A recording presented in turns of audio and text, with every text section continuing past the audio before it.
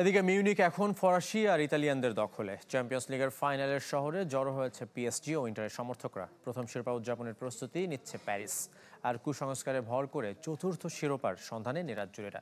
এদিকে champions league final উপভোগ করতে ফ্রেঞ্চ ওপেনের সূচির পরিবর্তনের আর্জি জানিয়েছেন নোভাক জকোভিচ সহ টেনিস তারকারা। প্যারিসের সব উৎসবের কেন্দ্র শজেলিজের এই রাস্তা। রেস্তোরাঁ, বার, পাবগুলো জমজমাট থাকে প্রায় প্রতিদিনই। যারা মিউনিকের টিকিট কাটতে পারেননি, এখানে বসেই দেখবেন পিএসজির স্বপ্ন পূরণের লড়াই। সমর্থকরা আবেগে কখন কি করে বসে সে চিন্তাও আছে দোকানপাটগুলোর। তাই তো জানালার কাচের ওপর বাড়তি নিরাপত্তার ব্যবস্থা করছেন তারা।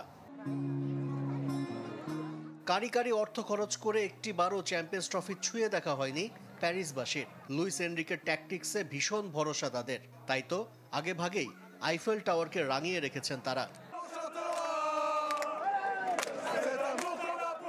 মিউনিকে এখন ফরাসি আর ইতালিয়ানদের মিলন মেলা। নিজ নিজ দলকে সমর্থন জোগাতে পৌঁছে গেছে ফাইনালের শহরে। শুধু ম্যাচ ভেন্যু নয়, পিএসজি আর ইন্টার মিলানের জার্সি দেখা যাচ্ছে মিউনিকের প্রতিটি কোনায়। ফাইনালে ঐতিহ্যের নীল কালো জার্সির পরিবর্তে ৩ নম্বর কিট পরে নামবে ইন্টার মিলান। কুসংস্কারের কারণেই এমন সিদ্ধান্ত ইতালিয়ান জায়ান্টদের। স্বর্ণরঙা জার্সি পরেই স্পার্তান প্রাগা আর ফেইনুর্ডকে হারিয়েছিল ইন্টার মিলান।